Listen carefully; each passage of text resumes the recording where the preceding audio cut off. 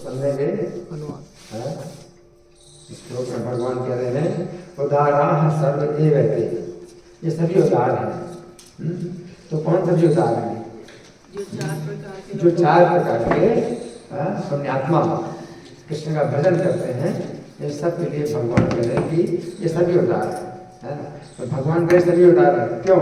क्योंकि पिछले श्लोक में भगवान ने ज्ञानी के लिए बताया कि चारों में ये शाम ज्ञान नित्य, चारों में से जो ज्ञानी है वो नित्य युक्त है, एक भक्ति विशेष थे, वो विशेष है ना। और ज्ञानी को मैं बहुत प्रिय हूँ और ज्ञानी भी मुझे बहुत प्रिय है।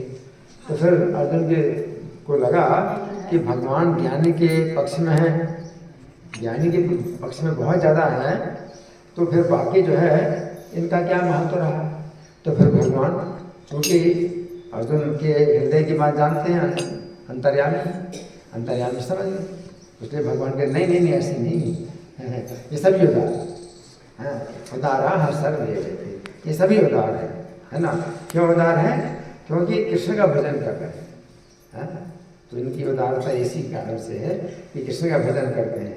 यद्यपि आर्त हैं, यानी कष्ट में कृष्ण का भजन कर रहे हैं, अर्थार्थी जिज्ञासु है ना।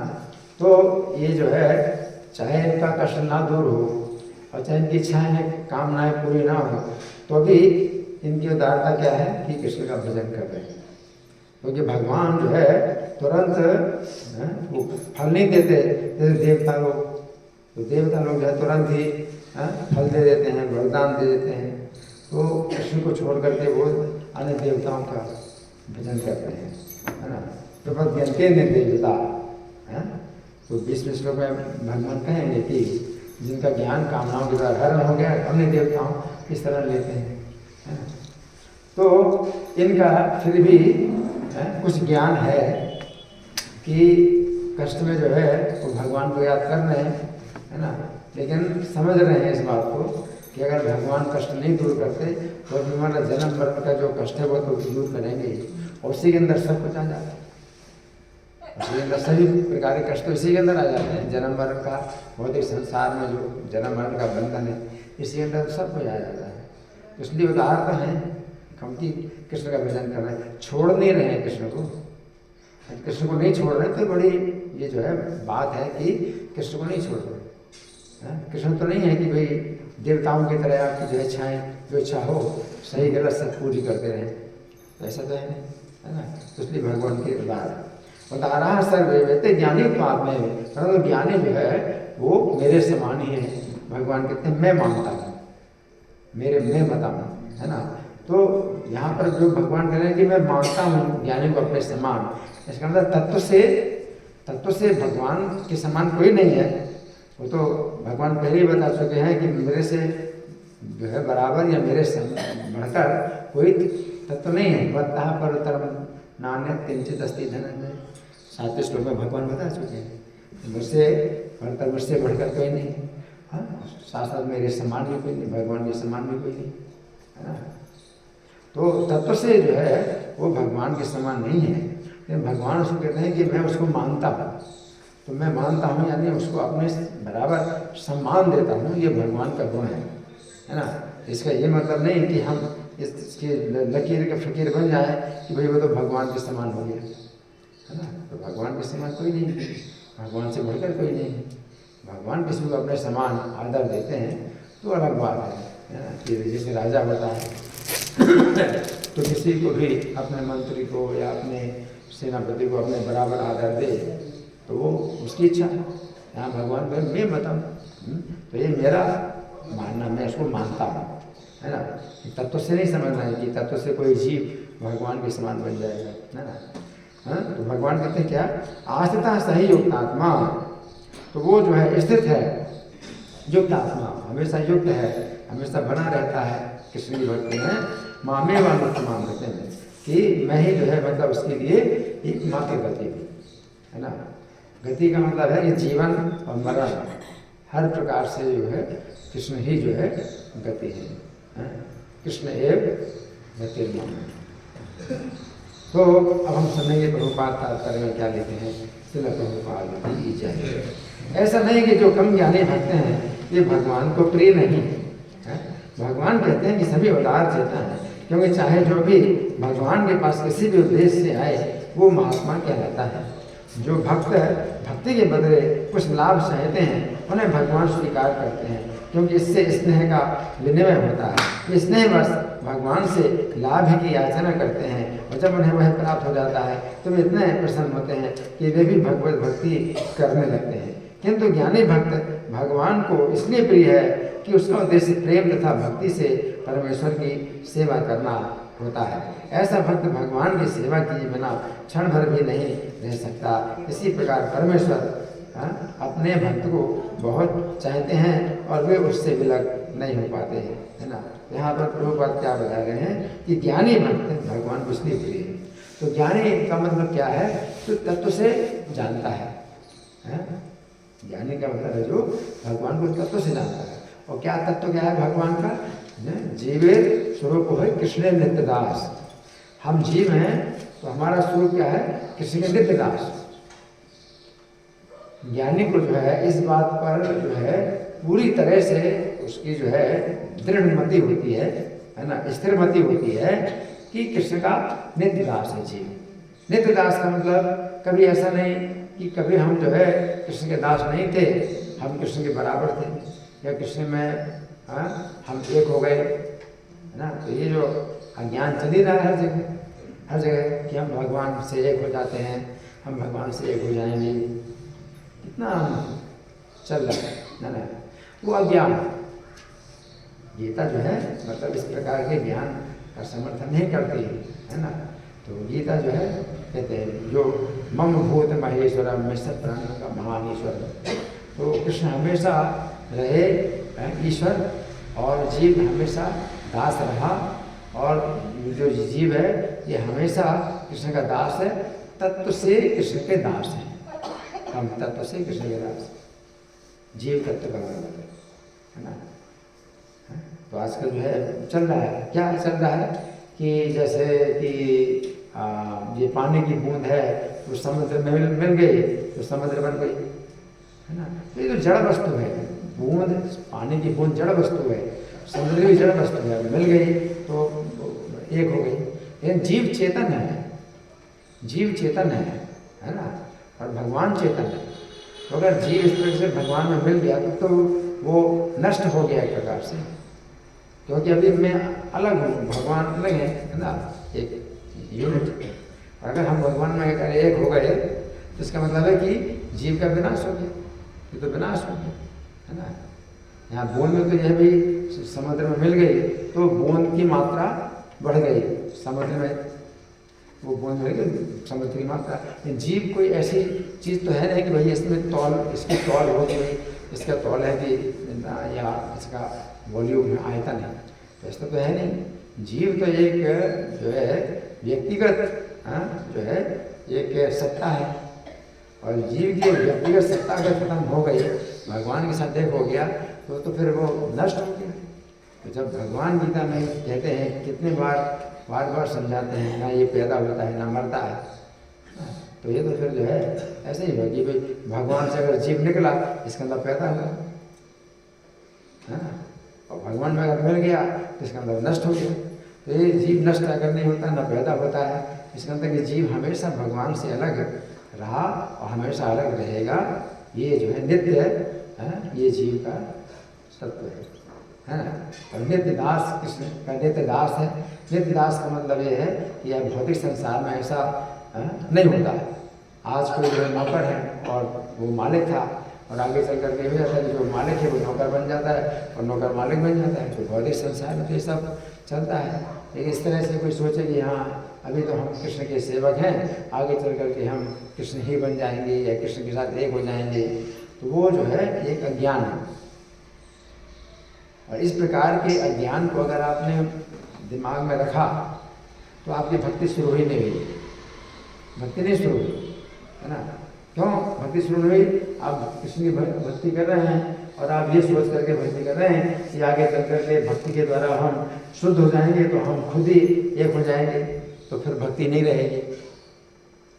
तो आप भक्ति कर रहे हैं किस लिए भक्ति कर रहे हैं? कि भक्ति को खत्म करना है और भगवान को खत्म करना है, अपने को खत्म करना है, तो भक्ति का मतलब क्या है? ये भक्ति जो है क्या है? ये नित्य है, भगवान की भक्ति नित्य है, भगवान नित्य है और भक्ति भी नित्य है, भगवान की सेवा भी नित्य है। कभी भी जो है जीव जो है भगवान का जो है जो नित्य दास है, तो ये कभी भी मतलब ऐसा नहीं हो सकता।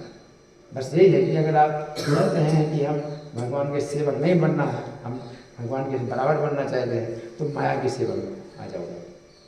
माया कहेगी this is good candidate for me, Maya आपको पकड़ेगी, ये बहुत अच्छा कैंडिडेट है मेरा, चलो मेरी सेवा में, है ना। तो माया में जो है आप फंसे रहोगे और सोचोगे हम भगवान बन गए और लाते खा दे। आप जो है अपने को सोचोगे, माया कहती है हाँ बिल्कुल तुम तो भगवान बन गए, तो भगवान बन जाओगे, लाते हैं खाते रहेगी, मारती रहेगी और कहेगी डोंट माइंड डोंट माइंड, अब तो आप भगवान बन जाओगे, अब भगवान बन जाओगे।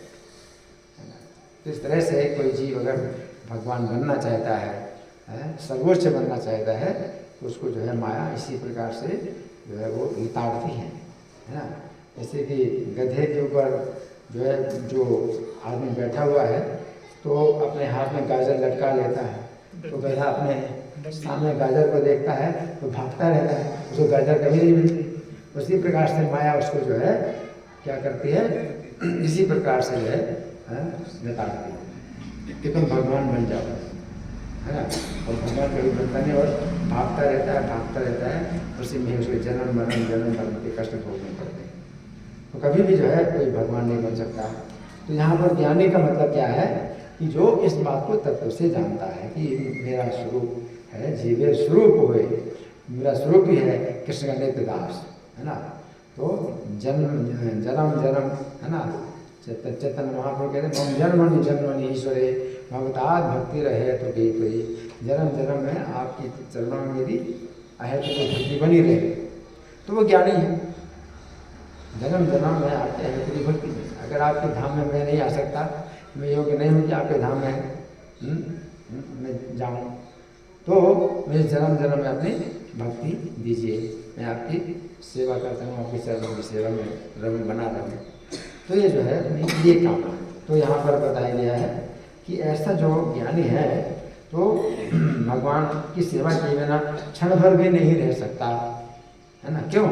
क्योंकि अगर भगवान की सेवा नहीं करेंगे तो माया की सेवा, भगवान की सेवा नहीं करेंगे तो माया कहती है आ जाओ, हाँ ये खाली बैठा हुआ है, आ जाओ मेरी सेवा में, हाँ।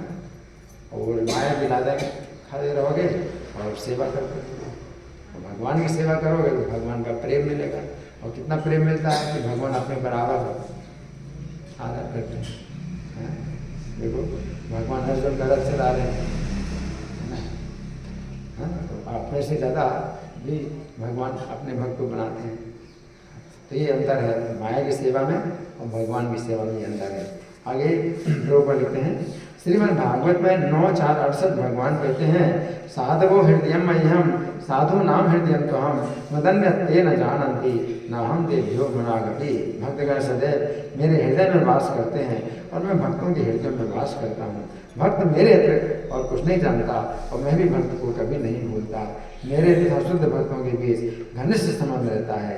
ज्ञानी शुद्ध भक्त कभी भी आध्यात्मिक संपर्क से दूर नहीं होते, अतः वे मुझे अत्यंत प्रिय हैं, है ना। तो ये बात जो भगवान श्रीमद् भागवत में कहते हैं 9वें स्कंद में, तो 9वें स्कंद में उस समय कहते हैं जब दुर्वासा मुनि भगवान की शरण में आते हैं और चक्र जो उनके पीछे पड़ा हुआ है ना। और दुर्वासा मुनि को जो है मतलब ब्रह्मा जी ने शरण दी, उनका कि क्षमा करो भाई, मुझे अपनी रक्षा करनी है इसलिए तुम जाओ। और शंकर जी के पास है, शंकर जी बोले कि जिनका चक्र उन्हीं के पास जाओ, और कोई रक्षा कर सकता है तुम्हारी, मैं रक्षा नहीं कर सकता। तो भगवान के पास है और भगवान कहते हैं तुम गलत जगह पर आए हो। जो भक्त हैं वो मेरे इतने प्रिय हैं, अगर आप उसको प्रसन्न नहीं करते, अपने अपराध का मार्जन नहीं करोगे, तो जो मेरा चक्र है वो आपको जो है छोड़ेगा नहीं। और भगवान का जो चक्र है अगर चाहते तो 1 सेकंड में ही कट हो जाता है, लेकिन वो चक्र जो है क्या है कि उनको जो है ताप दे रहा है, 80 में ताप दे रहा है चक्र पीछे लगा हुआ है ना। तो एक भगवान दुर्वासा को दंड दे रहे, उनको मृत्यु दंड नहीं दे रहे, लेकिन ऐसा दंड दे रहे कि हमेशा याद रखें। तो दुर्वासा मुनि को भगवान ने ऐसा दंड दिया, क्योंकि बड़े तपस्वी हैं, ब्राह्मण हैं, तो इसलिए भगवान जो है असुर तो नहीं है, लेकिन फिर भी भगवान उनका वध नहीं करके उनको जो है ऐसा दंड दे रहे हैं कि हमेशा याद रखें। तो यहाँ भगवान कह रहे हैं कि मदन्य तेना जानंदी न हम ते देवना कभी। हृदय साधु मेरा हृदय है, तो आपने साधु का अपराध किया तो आपने मेरे हृदय में ही प्रहार कर दिया है ना। साधु मेरे हृदय, अम्बरीश महाराज बड़े साधु भक्त हैं, तो तुमने उनको जो है मार डालने की इच्छा से अपनी जो है जो लट उखाड़ी थी, अपनी जटा की लट उखाड़ी, उसको पटक दिए जमीन में और कटके उत्पन्न हुई, जो अम्बरीश महाराज को मार डालने के लिए आई, तो चक्र ने उसको जला डाला, कितने को जला दिया और दुर्वासा के पीछे पड़ गया। तो तुमने जो है मेरे भक्त की हत्या करने की कोशिश की, तो मतलब क्या है, मेरे हृदय में ही तुमने प्रहार किया है ना, वो हृदय है ना। तो मेरे अलावा वो कुछ नहीं जानते, तो मैं भी उनके अलावा कुछ नहीं जानता। भगवान कह रहे हैं कि बस अब और कुछ है ही नहीं बात, अगर आप मेरे हृदय को प्रसन्न नहीं करोगे तो मैं कुछ नहीं कर सकता, और मेरा हृदय साधु को प्रसन्न करो। इस तरह से भगवान ने दुर्वासा मुनि को जवाब दिया है ना। यहाँ पर प्रभुपाद लिख रहे हैं, मैंने पूरा पढ़ दिया ना, हाँ पूरा पढ़ दिया, यहाँ तात्पर्य पूरा समाप्त हो गया। अब हम सुनेंगे इसकी व्याख्या। श्री भगवान ने कहा, मैं कैसी व्याख्या बोली, बड़े ध्यान से आप लोग सुने। श्री कृष्ण यहाँ पर कह रहे हैं कि जिन भक्तों के मन में भौतिक कामनाएं होती हैं और जो भौतिक कामनाओं की पूर्ति के लिए श्री कृष्ण का भजन करते हैं, वे भी उदार है, ठीक है।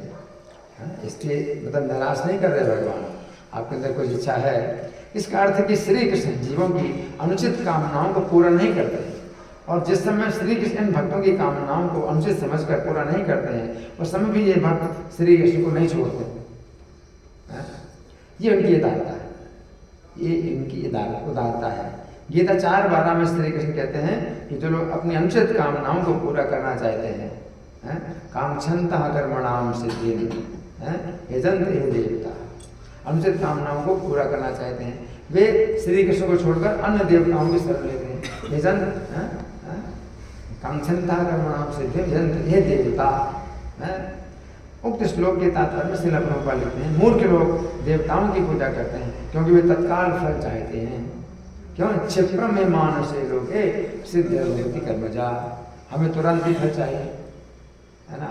तो उन्हें फल मिलता भी है, किंतु वे ये नहीं जानते कि ऐसे फल क्षणिक होते हैं और अल्पज्ञ मनुष्यों के लिए है। जैसे वृकासुर था, तो वृकासुर जो है नारद जी से पूछता है कि आप बताइए कि कौन है जो कि जल्दी प्रसन्न हो जाए और वरदान दे दे, कोई देवता ऐसा बताइए। तो नारद जी कहते हैं कि देखो भाई, शिव जी हैं, है ना, तो वो जो है जल्दी प्रसन्न हो जाते हैं और वर दे देते हैं, है ना। तो शिव जी को जो है ऐसा मान के आशुतोष, तो शिव जी के जो है केदार क्षेत्र में जा करके और आग अग्निकुंड उसने जो है तैयार किया, अपने शरीर का मांस काट करके डाला। तो इस तरह से उसने 7 दिन तक अपने शरीर का मांस काट करके अग्नि में डालता रहा और शिव जी नहीं प्रसन्न हुए। तो जब उसने सोचा अपना सिर भी काट करके हवन कुंड में डाल दिया, तो शिव जी जो है प्रकट हो गए, भाई ऐसा मत करो, है ना, तो तुम क्या चाहते हो बताओ। तो उसने क्या कहा, मैं जिसके सिर में हाथ रखूँ वही मर जाए, है ना। तो इस तरह से शिव जी ने जब उसको वरदान दे दिया तो शिव जी के सिर पर ही हाथ रख दिया, है ना। तो ये जो वरदान है मतलब क्या हुआ, भगवान के अंतर्गत, क्योंकि ऐसे गलत जो कामनाएं होती हैं और वो देवताओं जिससे जो है वो ऐसे अपनी पूरी करवा लेते हैं गलत कामनाओं को, है ना, और फिर उसका दुरुपयोग भी करना है, और शिव जी के ऊपर ही उसका दुरुपयोग कर रहा है कि शिव जी के सिर में हाथ रखें। है ना, और शिव जी को भागना पड़ रहा है ना। तो फिर हुआ कि अंत में भगवान ने ऐसी व्यवस्था की कि वो जो वरदान है वो किसी के ऊपर भी हो प्रयोग नहीं कर पाया कि इसके सिर पर हाथ रखो तो मर जाए, अपने सिर में हाथ रखा मर गया। तो ऐसी गलत इच्छाएं जो है भगवान तो पूरी करते ही नहीं, लेकिन देवताओं को जो है अपने विवश करके जो है मजबूर करके वो जो है अगर पूरी करा लेता है तो फिर उसका जो है उसी से ही नुकसान होता है। तो एक चीज़ है कि यहाँ अल्पज्ञ यहाँ प्रभुपाद लिखते हैं ये नहीं जानते ऐसे पर क्षणिक होते। अब जैसे उसने वर मांगा कि मैं जिसके सिर में हाथ रखो मर जाए और अपने सिर में हाथ रख के मर गया, अब दोबारा अगर जन्म लेगा भी है ना तो क्या वरदान रहेगा? जो उसने वरदान मांगा वो नहीं मिलेगा है। और अगर वो मान लो वो दावा करे कि मेरा वरदान क्यों नहीं, मेरा वरदान जो है मुझे जो वरदान मेरा शिव जी से वो क्यों नहीं मेरे साथ में, तो वो दावा नहीं कर सकता। क्यों? क्योंकि माया उसको बिल्कुल से उसको भुला देती है और उसको अपने पिछले जन्म की याद है। लेकिन जो भक्त हैं वो कैसा वरदान मांगते? जन्म जन्म के लिए, जन्म जन्म के लिए वरदान मांगते। पहले से कहा जन्म हम जन्मनि जन्मनि ईश्वर भगवता भक्ति रहे, जन्म जन्म में आती है तो ये भक्ति बनी थी। तो जन्म जन्म के लिए वरदान मांगते हैं भक्त।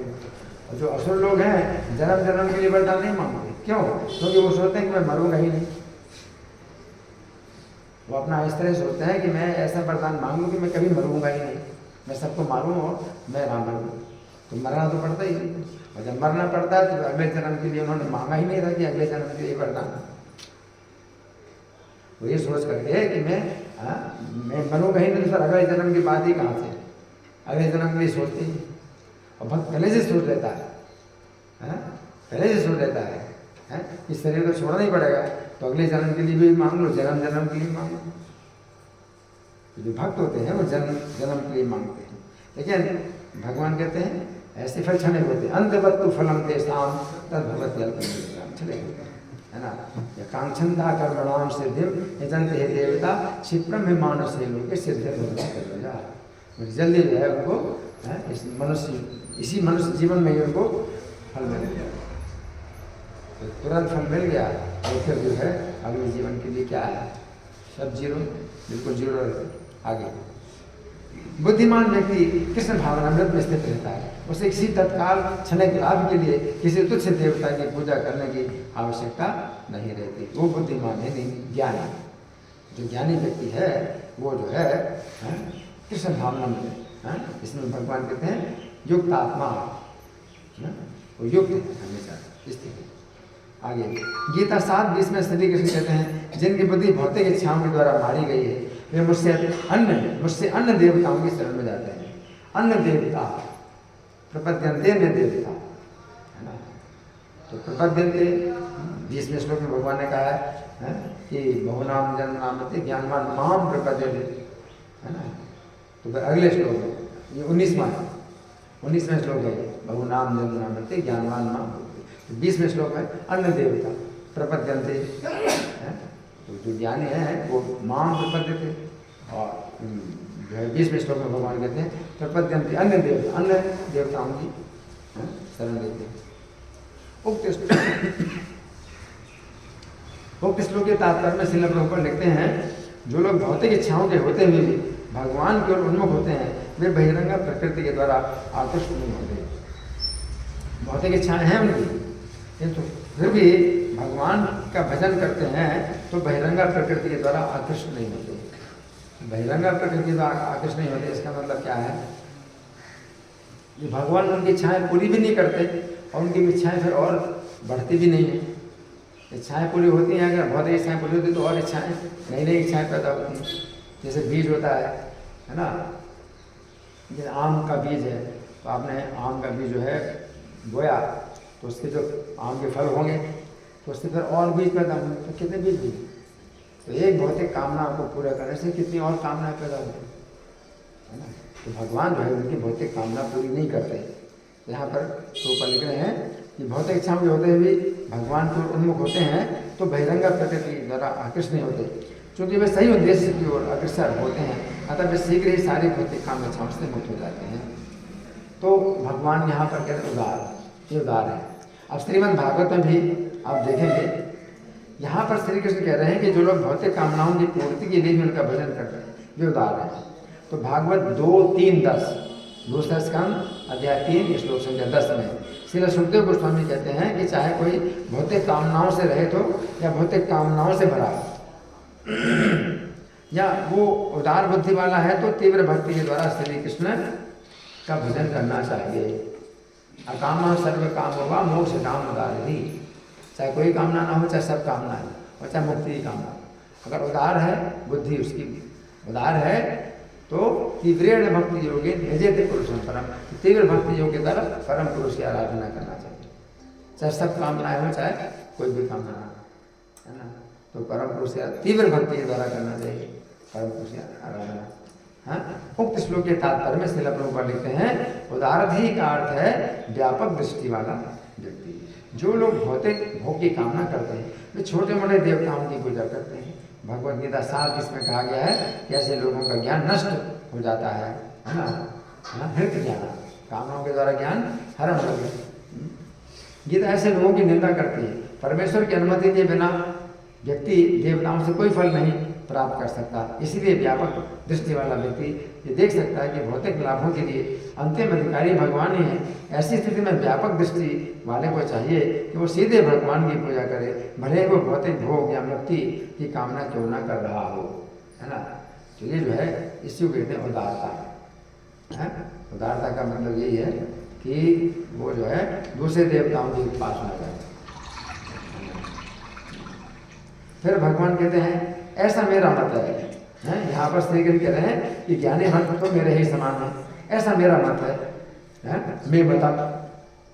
इसका अर्थ है कि श्री कृष्ण अपने शुद्ध भक्त को अपने ही समान आदर प्रदान करते हैं, परंतु ज्ञानी भक्त कभी ऐसा नहीं सोचता कि वो श्री कृष्ण के समान है। ये समझना है। जो ज्ञानी भक्त भगवान कहते हैं वो मेरे समान, मैं अपने समान मानता हूँ उसको, वो अपने को नहीं मानता, है ना, मेरे समान है।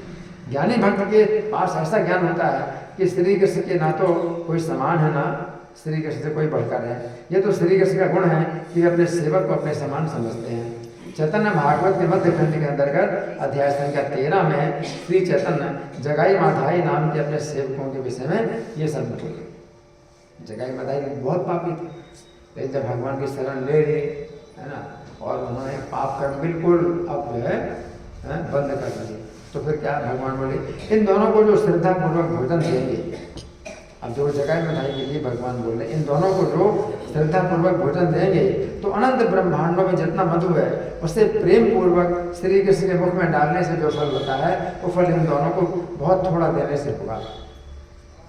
इनके मुँह में थोड़ा सा भी भोजन आप दो तो अनंत ब्रह्मांडों में जितना मधु है वो प्रेम पूर्वक श्री कृष्ण के मुख में डालने से जो फल होगा वो इनको, मतलब अपने से ज़्यादा इनको बड़ा बना कृष्ण के मुख में डालो अनंत ब्रह्मांडों का मधु, है वो फल जो है मिलेगा इनको थोड़ा सा भोजन कराने में। तो कृष्ण से भी बढ़कर कृष्ण अपने से भी बड़ा इनको है? इन दोनों की जो हंसी करेगा वो इन दोनों का अपराधी बनकर अपना सर्वनाश कर लेगा। अब हंसने की जरूरत नहीं। कैसे हंसने की, अरे ये तो बड़े पापी हैं, अब जो है दिखावा कर रहे हैं, अब भक्त बन गए हैं, अब भक्ति का दिखावा कर रहे हो, है ना। ऐसे कोई हंसे तो सर्वनाश कर लेगा। श्री चैतन्य के शब्दों से पता चलता है कि वे अपने सेवकों को कितना अधिक महत्व देते हैं, परंतु जगाई माधाई ने ऐसा नहीं समझा। जगाई माधाई ने ऐसा नहीं समझा कि हाँ अब तो हम चैतन्य महापुरुष से बड़े हो गए, नहीं। चैतन्य महापुरुष ने बताया इनका ज़्यादा महत्व कर लिया, है ना। तो जगाई माधाई ने ऐसा नहीं समझा। वैसे तो अपने आप को अत्यंत दीन और हीन ही समझते, अत्यंत दीन और हीन, है ना। ज्ञानी का अर्थ है ऐसा व्यक्ति जो श्री कृष्ण की महिमा का ज्ञान रखता है ना। तो वो जो है कृष्ण अगर उसको अपने से बड़ा भी बना दें तो नहीं समझता है कि मैं कृष्ण से बड़ा बन गया। वो कृष्ण की महिमा को क्या समझता है। आस्थित सहयोक्तात्मा मामी अनुत्तम। अनुत्तम भगवान की गति अनुत्तम है। अनुत्तम का मतलब है जिनसे उत्तम कुछ नहीं है। अनुत्तम का एक अर्थ ये होता है कि जो उत्तम नहीं है अनुत्तम, लेकिन यहाँ अनुत्तम का ये मतलब नहीं है। भगवान की गति अनुत्तम है। अनुत्तम का मतलब है कि भगवान की गति से उत्तम और किसी की गति नहीं है। अनुत्तम है अनुत्तम। तो यद्यपि श्री कृष्ण ज्ञानी को अपने समान मानते हैं, परंतु ज्ञानी अपने आप को अत्यंत तुच्छ मानता है। जिस समय श्री चैतन्य ने श्री हरिदास ठाकुर से वर मांगने के लिए कहा, किससे? हरिदास ठाकुर से वर मांगने के लिए कहा, उस समय श्री हरिदास ठाकुर ने श्री चैतन्य से ये शब्द कहे, मैं यही चाहता हूँ कि जो सभी दास आपके श्री चरण का भजन करते हैं उनका जूठा मेरा भजन हो। हरिदास भगवान कहते हैं कि मांगो, क्या मांगना है? तो क्या कहते हैं हरिदास है? भगवान से कहते हैं कि जो सभी दास आपके श्री चरणों का भजन करते हैं उनका जूठा मेरा भजन। वैष्णवों के उच्छिष्ट को खाने से मैं आपके दर्शन का अधिकारी हो जाऊंगा। वैष्णवों को उच्छिष्ट खाने से मैं आपके दर्शन का अधिकारी हो जाऊंगा। मेरा प्रत्येक जन्म में यही एक भजन, प्रत्येक जन्म में यही एक भजन। कौन सा भजन? वैष्णव का उच्छिष्ट है, और वही शेष प्रसाद ही मेरा कुल हो, मेरा धर्म हो। शेष प्रसाद ही मेरा कुल हो, धर्म हो। हे नाथ मेरे अपराधों को क्षमा करो, हे मेरे नाथ मेरे ऊपर कृपा करो, मुझे कुत्ता बनाकर अपने भक्तों के घर में रख दो, जिससे उनकी जूठन मुझे मिलती रहे। इसी प्रकार जिस समय श्री चैतन्य ने श्रीला मुरारी गुप्त से वर मांगने के लिए कहा, मुरारी गुप्त, उस समय श्रीला मुरारी गुप्त ने श्री चैतन्य से ये शब्द कहे, प्रभु मैं और कुछ नहीं चाहता हूँ, बस इतना कर दो कि मैं आपके गुणों को गाया करूँ। मुरारी गुप्त ने क्या वर मांगा? आपके गुणों का। हाँ, मैं आपके गुणों को गाया करूँ। हे प्रभु जहाँ कहीं भी मेरा जन्म हो वहाँ वहाँ आपकी स्मृति बनी रहे, स्मृति बनी रहे। कैसे स्मृति बनी रहे? कि जो सभी आपके दास हैं मेरा उन सभी के साथ निवास हो। आप प्रभु और मैं दास हैं, ये भाव हमेशा, आप प्रभु और मैं दास, ये भाव हमेशा बना रहे। जहाँ ये भावना हो वहाँ मुझको पटक नहीं देना। ऐसे समाज में मुझे नहीं पटक देना जहाँ ये भावना हो। कैसा? कि आप प्रभु और मैं दास हूँ, तो वहाँ मुझे नहीं पटक देना। कौन कह रहा है?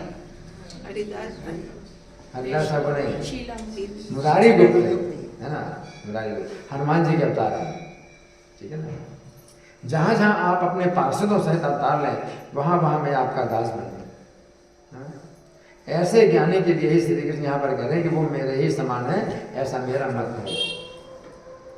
तो वो अपने को नहीं मानता भगवान के समान, तब भगवान मानते हैं ये मेरे से।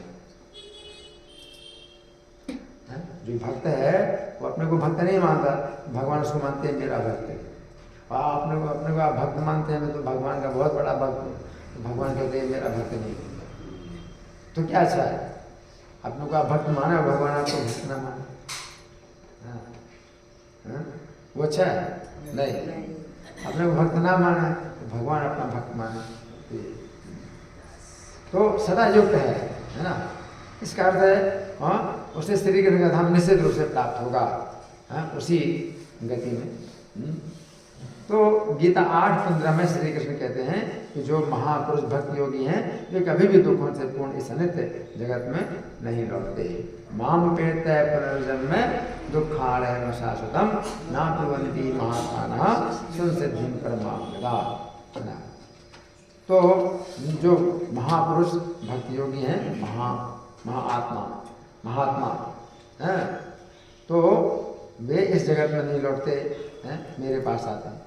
उक्त श्लोक के तात्पर्य में श्रील प्रभुपाद लिखते हैं, क्योंकि नश्वर जगत जन्म बुढ़ापा मृत्यु के क्लेशों से भरा है, अतः जो व्यक्ति परम सिद्धि प्राप्त करता है वो और परम लोक कृष्ण लोक या गोलोक वृंदावन को प्राप्त होता है, वो वहां से कभी वापस नहीं आना चाहता है। ये लोग हमारी भौतिक दृष्टि से परे है, अवर्णनीय है, किंतु ये चरम लक्ष्य है जो महात्माओं का गंतव्य है। तो भगवान कहते हैं अनुत्तमाम गति, अनुत्तमाम गति का मतलब है भगवान की जो गति है वो उससे उत्तम कुछ नहीं है। तो वैकुंठ में है ना, आप जाएंगे तो उससे उत्तम और कुछ नहीं है, तो आप फिर वापस नहीं आएंगे। इसके अतिरिक्त गीता 8:16 में श्री कृष्ण कहते हैं इस जगत में सर्वोच्च लोग अर्थात ब्रह्मा जी के लोक से लेकर नीचे के सारे लोग दुखों के घर हैं। आप ब्रह्म भवनान लोका पुनरावर्तन होंगे। तो जितने भी ब्रह्मा जी के लोक से लेकर के जितने भी लोग हैं सब पुनरावर्ती हैं, पुनरावर्तन लोग है ना। किंतु हे अर्जुन, जो व्यक्ति मेरे धाम को प्राप्त कर लेता है वो फिर कभी जन्म नहीं लेता। पुनरावर्तन अर्जुन माम उपेतु तो कौन थे पुनर्जन्म ना मेरे से, मेरे पास आता है तो पुनर्जन्म नहीं लेता है ना। गीता 8:21 में श्री कृष्ण कहते हैं कि जिसे वेदांती लोग अव्यक्त कहते हैं और जो परम गंतव्य है, जिसे प्राप्त करने पर कोई वापस नहीं आता, वही मेरा परम धाम है। उक्त श्लोक के तात्पर्य में श्रील प्रभुपाद लिखते हैं ब्रह्म संहिता में भगवान श्री कृष्ण के परम धाम को चिंतामणि धाम कहा जाता है, जो ऐसा स्थान है जहाँ सभी इच्छाएं पूरी होती हैं। आपको कुछ करने की जरूरत नहीं, आपकी सब इच्छाएं पूरी होती हैं। भगवान श्री कृष्ण का परम धाम गोलोक वृंदावन कहलाता है और वो पारसमणि से निर्मित भवनों से युक्त है। चिंतामणि प्रकर सदमुख कर, चिंतामणियों से महल बने हैं। वहां पर वृक्ष भी हैं जिन्हें कल्प तरुण कहा जाता है। चिंतामणि प्रकर सदमसु कल्प वृक्ष लक्षावृतेषु, कल्प वृक्ष लाखों कल्प वृक्षों से जो घिरे हैं ऐसे भवन है गोलोकधाम है, जो इच्छा होने पर किसी भी तरह का भोजन प्रदान करने वाले। वो वृक्ष ऐसे हैं आपको जो भी इच्छा हो बना बनाया मिल जाए, वहाँ बनाने की जरूरत नहीं है, आग जलाने की जरूरत नहीं है, सब्जी काटने की जरूरत नहीं है, सब बना बनाए वृक्ष ही देते। वहाँ गौएं भी हैं जिन्हें सुरभि गौएं कहा जाता है, अनंत दूध प्रदान करते हैं, अनंत दूध प्रदान, जितना दूध चाहिए उतना दूध। और फिर ऐसा भी नहीं कि आप जितना दूध आपने ले लिया अब स्टोरेज की जरूरत पड़ेगी कि फिर दूध खराब ना हो।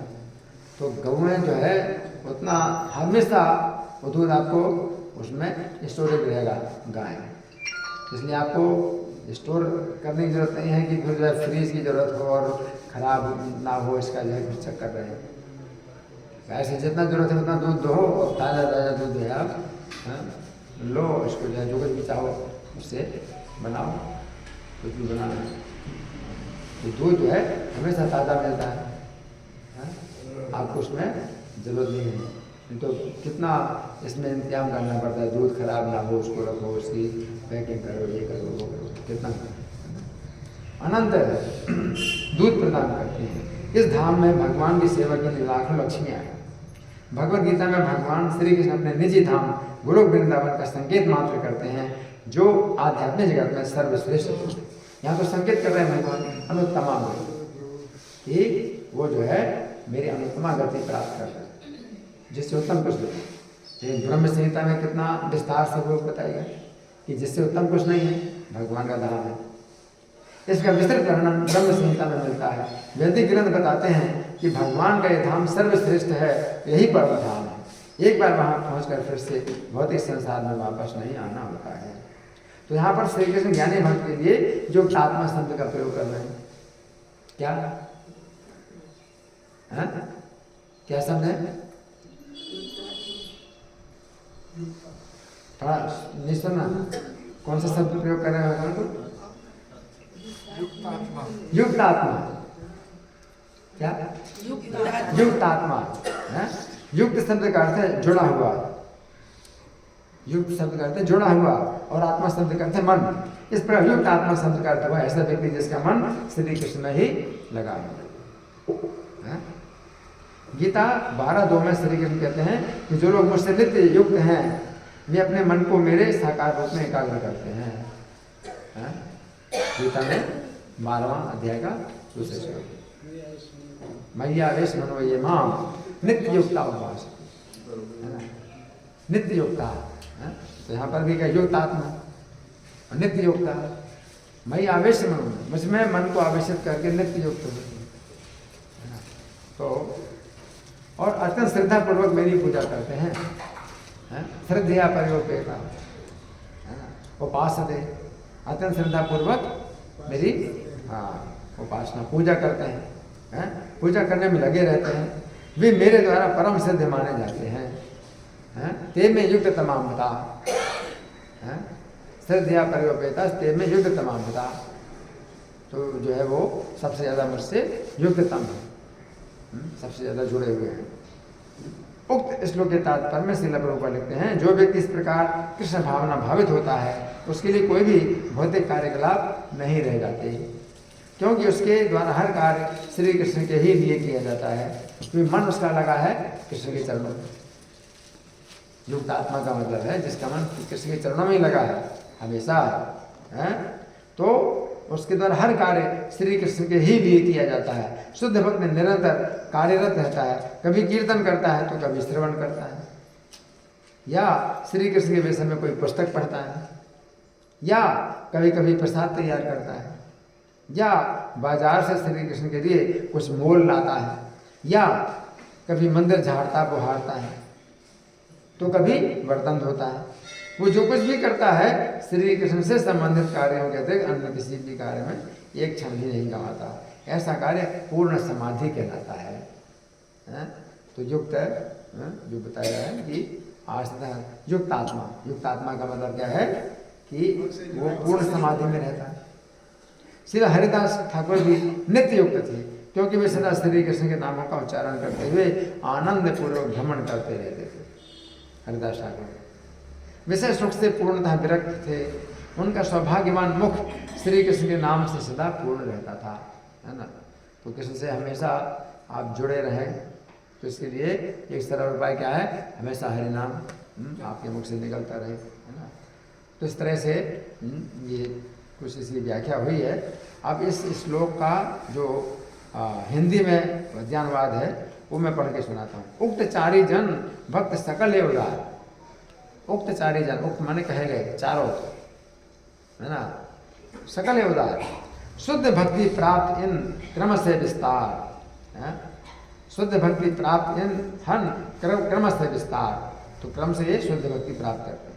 तार मध्य ज्ञानी भक्त अतिशय आत्मीय, तार मध्य ज्ञानी भक्त अतिशय आत्मीय से कारण उत्तम गति है वर्णी, इस कारण से उसको उत्तम गति प्राप्त होती है।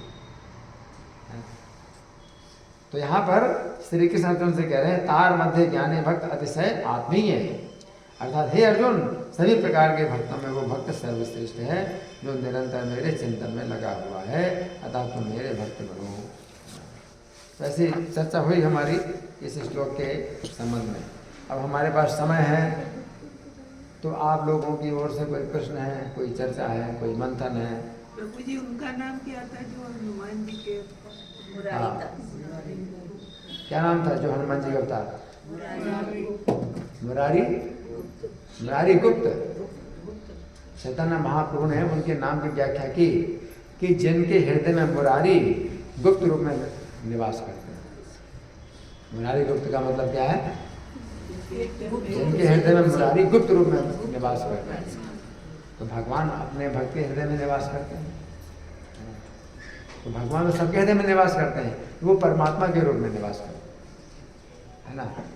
लेकिन जो भक्त होते हैं उनके हृदय में भगवान जो है स्वयं भगवान के रूप में निवास करते हैं। तो ये अंतर, उनके हृदय में हमेशा भगवान के रूप का, भगवान की लीला, भगवान के गुणों का चिंतन रहता है। सेवा सोचते रहते हैं, भगवान के चरणों की सेवा सोचते रहते हैं। तो भगवान जो है उनके हृदय में विशेष रूप से रहते हैं, जो कि परमात्मा के रूप में सबके हृदय में भगवान। ठीक है, आगे और कोई प्रश्न है? मैं प्रश्न करूँ? ठीक है, मैं प्रश्न कर रहा हूँ। उदाहरण सर्वे वैसे, यहाँ पर भगवान ने कहा कि सभी उदार हैं, है ना। तो सभी उदार हैं, ज्ञानी की तो भगवान ने कहा कि बहुत प्रिय है मेरा, है ना। फिर उदार कहा, सभी उदार हैं। तो जैसे मान लो कष्ट में कोई भगवान को याद कर रहा है ना, तो भगवान ने उसको उदार कहा। तो क्यों कहा उदार, इसका क्या अर्थ है, कौन बताएगा? क्योंकि भगवान की तो भक्ति कर रहे हैं, भगवान को याद कर रहे हैं, भगवान का चिंतन कर रहे हैं। हाँ, और उदारता क्या है? वो भगवान दूसरे से नहीं चाहता, भगवान से ही चाहता है, है। दूसरे से नहीं चाहता, भगवान से ही चाहता है। दूसरे किसी से और कुछ नहीं चाहता, भगवान किसी से ही और से चाहता नहीं है। बोलता है, वो भगवान दूसरे देवताओं से। यहाँ देवताओं की बात है। इच्छा नहीं पूरी होने के बाद वो लगा हाँ। रहता है भगवान में। हाँ, ये उदारता है, ये उधर ये उदारता है। क्योंकि जो जिनका ज्ञान हरण हो गया है ना, तो वो तो कहेंगे भाई कृष्ण क्या करेंगे, हम तो दूसरे देवताओं से करके जल्दी से हमें अपना फल प्राप्त हो जाएगा, है ना, तो कृष्ण बेकार है, इस तरह से वो सोचता है।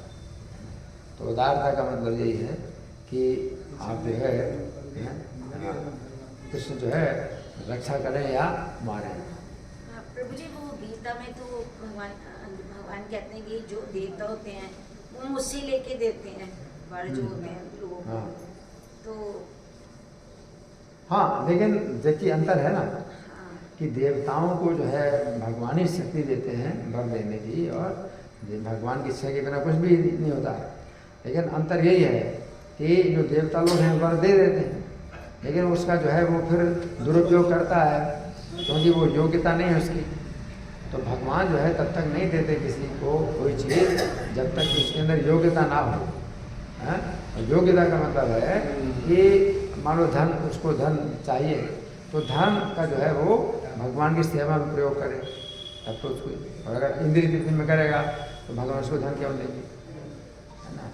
उससे धन प्राप्ति के लिए कोई चाहता है ना, अर्थार्थी है ना। और कष्ट है तो कष्ट जो है कहता है मेरा कष्ट दूर करो, ये कष्ट दूर होगा तो फिर वो भगवान को भूल जाएगा। तो कुंती महारानी क्या कहती हैं, विपदा संता शाश्वत तत्तर जगत गुरु, हमें विपत्तियाँ ही दीजिए, भगवतो दर्शन तब तक, क्योंकि हम इस तरह से आपको याद करेंगे, हैं? इस तरह से हम आपको याद करेंगे, हैं? याद तो हम इसलिए करते हैं कष्ट दूर करो, कष्ट दूर करने के लिए हम आपको प्रार्थना करेंगे, है ना। तो अगर आप कष्ट दूर करोगे तो हम फिर आपको भूल जाएंगे, इसलिए कष्ट हमेशा देते रहो, तो वो ज़्यादा अच्छा है। भगवतो दर्शनम अच्छा अपन दर्शन, तो आपका हमें दर्शन होगा तो पुनर्जन्म का दर्शन नहीं होगा, पुनर्जन्म नहीं होगा, तो शुद्धिकरण तो हो रहा है। हम कष्ट के लिए भी भगवान को स्मरण कर रहे हैं तो भी शुद्धिकरण हो रहा है ना।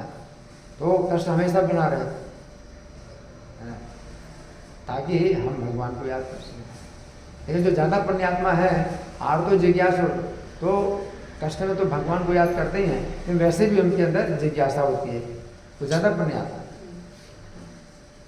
तो ज़्यादा पुण्यात्मा है तो वैसे भी कष्ट नहीं है तो भी अब जैसे यहाँ पर आए हुए हैं आप लोग, है ना, तो कोई कष्ट नहीं है, लेकिन यहाँ पर सत्संग मिलेगा, हमें गीता सुनने को मिलेगी और हमें कुछ भगवान के बारे में ज्ञान होगा। तो ये क्या है, जिज्ञासु। तो जिज्ञासु जो है वो ज़्यादा पुण्यात्मा है, कष्ट में भगवान को याद करता है, वो भी पुण्यात्मा है, सब लोग नहीं होते। कबीरदास ने कहा दुख में सुमिरन सब करें, ये दुख में भी सब लोग स्मरण नहीं करते, पुण्यात्मा ही करते। सुकृति, सुकृति 4 प्रकार की सुकृति हैं, दुष्कृति नहीं करते। जो असुर हैं उनको कष्ट भी मिलता है तो भगवान को गाली देंगे, वो भगवान का भजन नहीं करते, दुष्ट है, असुर है, अज्ञान है। लेकिन जो सुकृति है वो भजन करे, दुख में सुमिरन सब करे, वो चीज़ नहीं है कि दुख में सुमिरन सब लोग करते हैं। भगवान कहते हैं पुण्यात्मा, 4 प्रकार के पुण्यात्मा, कष्ट में पुण्यात्मा होते तो।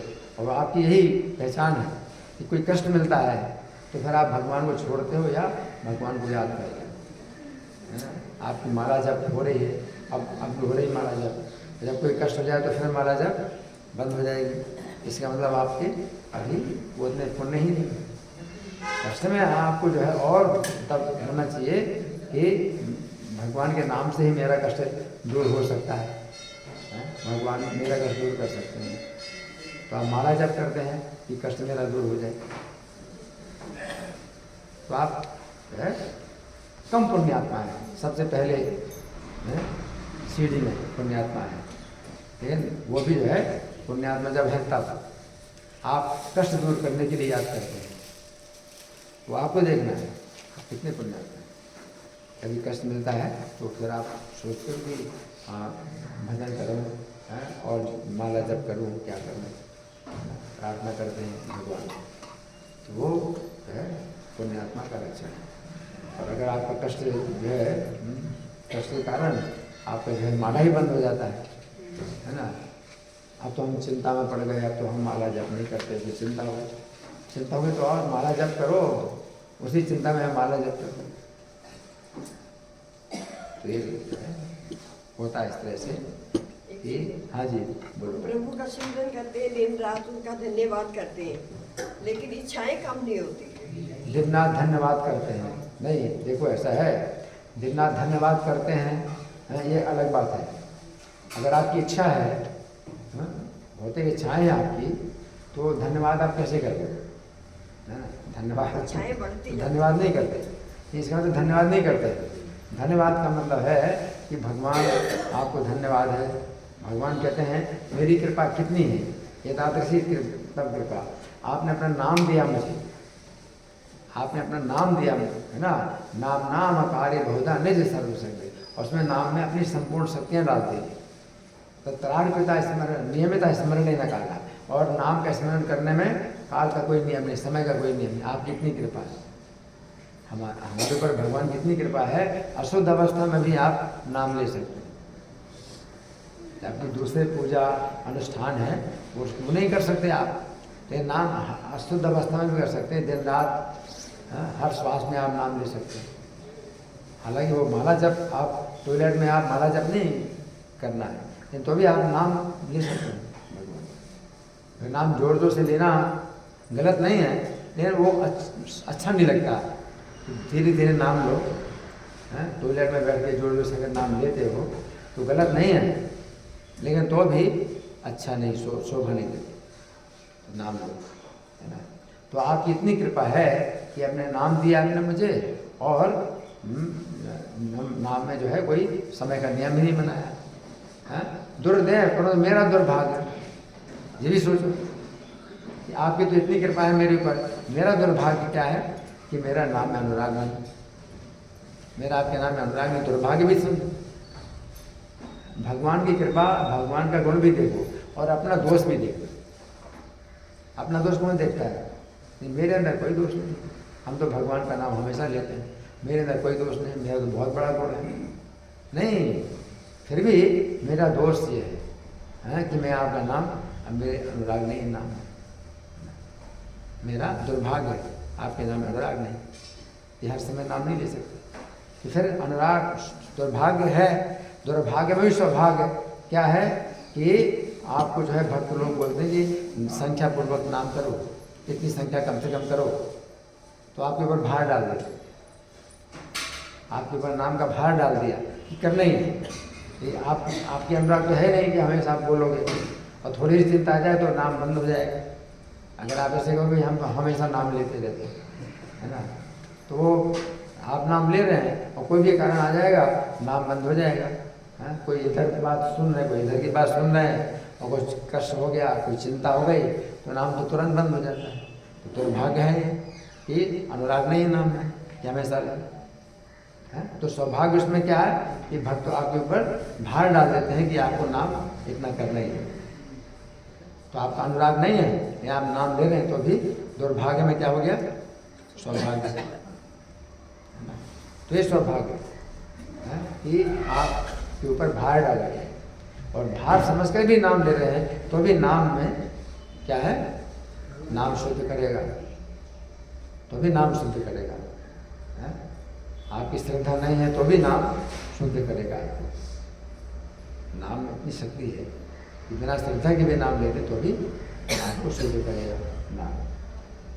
बाकी जो दूसरे मंत्र हैं, कोई तपस्या है, यज्ञ है, दान है ना, तो अश्रद्धया हुतम नृतम तपस्तम कृतम चेत् असत भी कोई फायदा नहीं। कोई मंत्र का जाप करे बिना श्रद्धा के असत, न चाहता प्रेत नो है, ना तो इस जीवन में उसका कोई, और ना अगले जीवन कोई फल नहीं।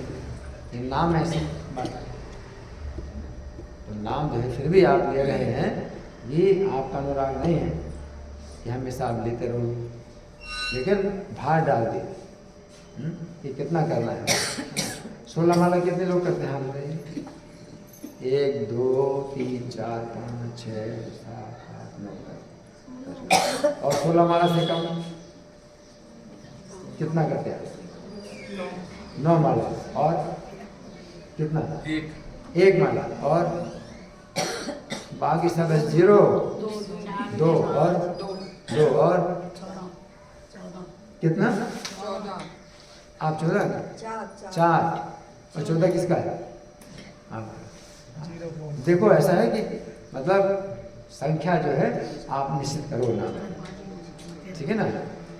नाम की संख्या निश्चित करो, कितना माला जब करेंगे ये आप भार ले लो। अब लोग यही बोलते हैं कि भाई हाँ ऐसे हम माला जब नहीं करना चाहते हैं कि इच्छा नहीं है, तो हमारा जब मूड होगा अच्छा, हाँ हमारा जब अच्छा मूड होगा हाँ तो हम करेंगे, तो हमारे अंदर श्रद्धा पैदा होगी तो हम करेंगे। तो सही है?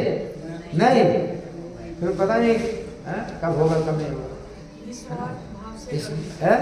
निस्वार्थ भाव से करना चाहिए। तो फिर वही नहीं करोगे, फिर कभी नहीं करोगे।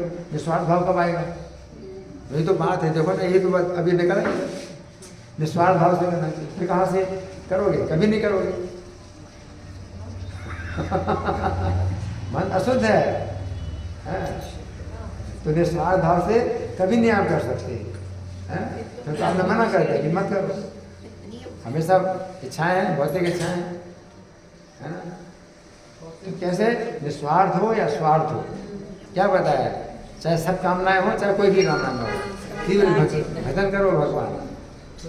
बताते हैं, चाहे सब कामनाएं हो, चाहे एक भी कामना न हो, आप बताते हैं लाभ, तीव्र भजन करना चाहिए भगवान का। आप बताते हैं लाभ होगा तो लोभ होगा। हाँ, आप सोचेंगे इसमें लाभ है। हाँ, अगर आप समझते हो कि लाभ है नाम का, तो फिर लोभ होगा। नाम का लोभ होना चाहिए। असली स्वार्थ यही है। ये नहीं समझते असली स्वार्थ नाम को, तो कोई भी स्वार्थ समझो अपना। है ये 4 प्रकार के पुण्यात्मा फिर भी हैं, कष्ट में भजन कर रहे हैं भगवान। अब माता जी इतना सुन करके भी वही अपनी बात बोल रही है। तो जीवन भर जो सुना है बस वही बोलना है और कुछ नहीं। इतनी अवस्था में समझ में नहीं आती नहीं कोई बात। अभी पूरा क्लास तो इसी में हुआ कि वो भी अच्छे हैं, जो कष्ट में भी भगवान का भजन कर रहे हैं वो भी अच्छे हैं, है ना? वैसे तो प्रभु जी 21,600 सांस लेते हैं, इसलिए बार में मोती पोया जाता हैं? 21,600 सांस लेते हैं दिन रात के अंदर इंसान। 21,607 हाँ श्वास लेते हैं। तो इसमें बार में मोती पोया जाना है। भगवान का नाम एक एक सांस में लेना चाहिए इंसान। अरे वाह! हर श्वास में लेना चाहिए, तो आप ले रहे हो? इसमें सांस में मोती पोना चाहिए। अच्छा, तो आप ले रहे हो? बहुत ही मैं तो देखो चलता हुआ देखो, बहुत अज्ञान है। यही अज्ञान है, समझो इसमें। ये कितना बड़ा अज्ञान है ना? आपके दिमाग में भी कितना जो है वो भरा हुआ है? क्रोध भी है, काम भी है, काम वासना है, क्रोध है ना, लोभ है, सब कुछ भरा हुआ है, और आपके नाम हो रहा है। बिल्कुल झूठ है। आपको जो है एकदम पूरा का पूरा धोखा है। आप मन जो है आपको धोखा दे रहा है। इस संख्या पूर्वक नाम करोगे, कितनी करोगे? 1 माला करो, 2 माला करो, तो आप उसकी जो है संख्या होती है। और ऐसे आप करते हो कि हम तो करते हैं, सब करते हैं, तो सभी लोग करते हैं, मान लो। अब तो अपने मानने से कुछ नहीं होता है ना? आपका मन जो है पूरी दुनिया में घूम रहा है, और आप हमारा तो हर श्वास में नाम हो रहा है। ये अज्ञान बहुत बड़ा अज्ञान है। चैतन्य महाप्रभु कहते हैं हमारा दुर्भाग्य कि आपके नाम में हमारा अनुराग नहीं है ना? तो भगवान प्रसन्न होते हैं इससे कि आप जो है जब इतना आप शोक करते हैं, आपको शोक होना चाहिए, हर श्वास में नाम होना चाहिए, नहीं होता है ये बोलो, तो भगवान प्रसन्न हो गए। आप कहोगे हर श्वास में नाम होता है हमारा, भगवान के ठीक है, जाओ इसी संसार में पड़े सड़ते रहो, जन्म मर में सड़ते रहो। आपका नाम तो हो नहीं रहा, और आप कह रहे हमारा नाम हो रहा है, सड़ो, है ना? इसी को कहते हैं कि हाँ अभिमान, इसी को अभिमान होता है। हमको अभिमान है इस बात का, जबकि हम वो नहीं कर रहे हैं, और हमें अभिमान है कि हम हर श्वास में नाम ले रहे हैं। ये अभिमान, भगवान का अभिमान से बहुत नफरत है, दीनता करनी है ना। अगर आपका नाम में इतना है अनुराग, है ना, तो आप सोचो आपको कितनी शांति मिल रही है। आपको जो है क्या अभी कितना जो है इसमें दुख है, दर्द है, सब कुछ मिल रहा है, और किसी को आप नाम का प्रचार भी नहीं कर सकते। जो हर श्वास में नाम लेता है तो नाम की सेवा कुछ बोलेगा ही नहीं, तो दुनिया भर की बातें बोल रहे हैं। ठीक है, फिर तो भगवान के अलावा कुछ चर्चा करोगे नहीं, है? फिर कहाँ की चर्चा कर रहे हैं, क्या क्या बातें बोल रहे हैं, और दुनिया भर के समाचार सुन रहे हैं, ऐसा जिसमें भगवान की कोई चर्चा ही नहीं। ठीक है ना, धन्यवाद। निरंतरा श्रीमद् भगवद गीता की जय, श्री भगवान की जय। हरे कृष्ण। हरे राम हरे राम। हरे कृष्णा प्रभु जी। हरे कृष्णा प्रभु जी। माता जी हमारे बीच अभी प्रभु जी आए हैं, इस्कॉन के वरिष्ठ भक्तों में से एक हैं। इनके द्वारा आवाज़ नहीं आ रही इसमें।